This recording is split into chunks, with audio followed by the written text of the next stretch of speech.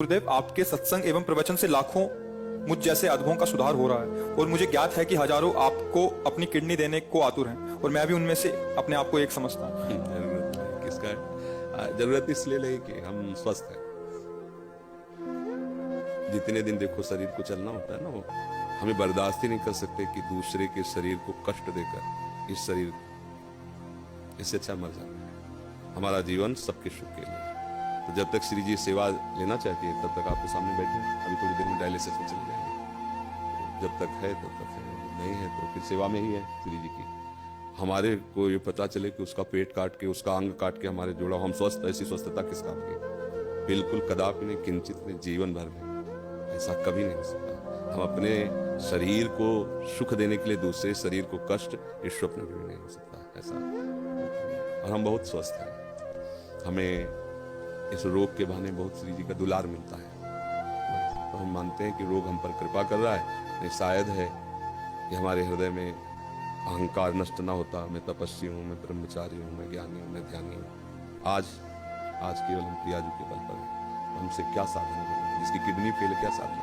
अब जो कुछ हो रहा है लाडली जी की कृपा।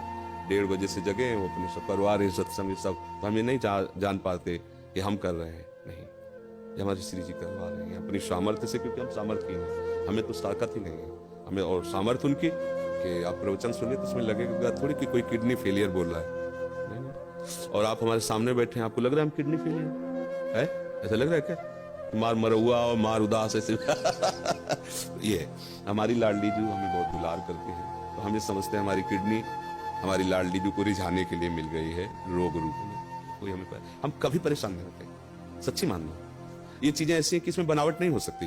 मतलब पीड़ा, उसमें क्या बनावट होगी? अब किडनी फेल है, एक पीड़ा, कोई नस नाड़ी ऐसी नहीं जिसमें दर्द ना हो। कोई इस समय वर्तमान में भी, क्योंकि अब शनिवार रविवार 2 दिन हो गया डायलिसिस के लिए, तो हर नस नाड़ी ऐसी पीड़ा दे रही जैसे लठ मार के किसी को ना पराया जाए। तो पीड़ा, ऐसे पीड़ा, पर वो पीड़ा कोई पीड़ा थोड़ी है जो आपके प्रवचन लाखों लोगों को सुधार कर। अब इसमें बात यह है कि आपकी, मान लो आपकी भावना जैसे ना, तो जरूरी है वो किडनी फिट हो जाएगी, जरूरी है वो किडनी चलेगी।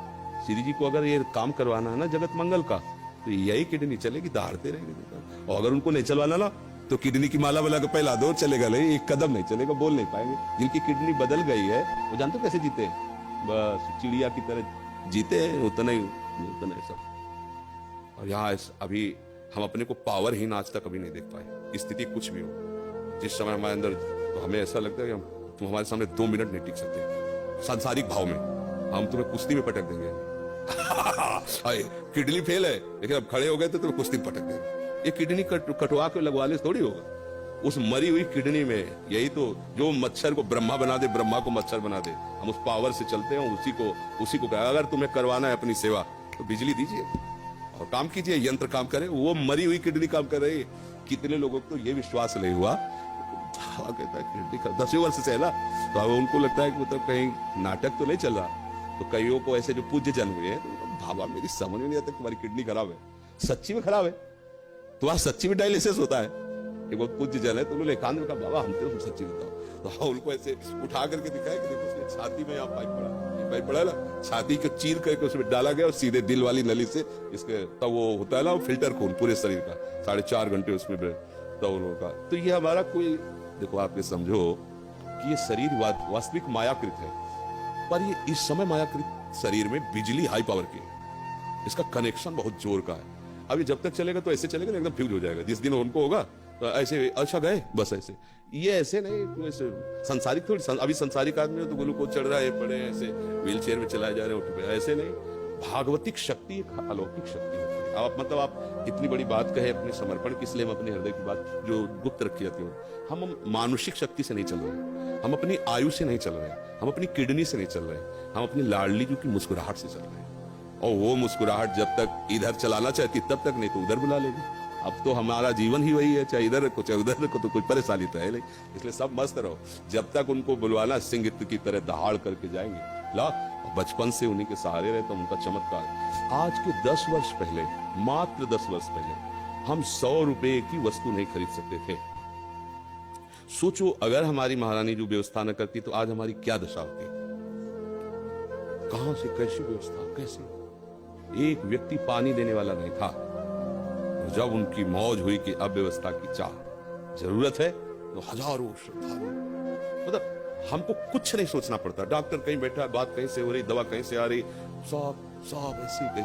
अगर मेरी लाडली जू का ऐसे ना होला तो मांगने से पैसा नहीं मिलता, और यहाँ मांगा नहीं जाता। यहाँ किसी भी तरह की चालबाजी नहीं, हरकत नहीं कि जरा ये देखो फार्म भरना पड़ेगा दीक्षा का और आपको इतने रुपए, आपको अगर प्रश्न उत्तर करना है तो इतने रुपए, ऐसा ये देखो ये संत सेवा होती। कोई इस तरह की आप बहानेबाजी से कभी किसी को भी इंगित नहीं कर सकता। सख्त शासन है, अगर ऐसा कोई इंगित करते पाया गया तो दंड का अधिकारी होगा। और हमारी लाडली जो ऐसे, तो ये सब भागवतिक है। जैसे अपना अहंकार जब तक होता है तब तक ये बातें समझ में नहीं आती, वैसे हो जाया जाता है तब ये बात समझ में आती है कि वो कैसी कृपा।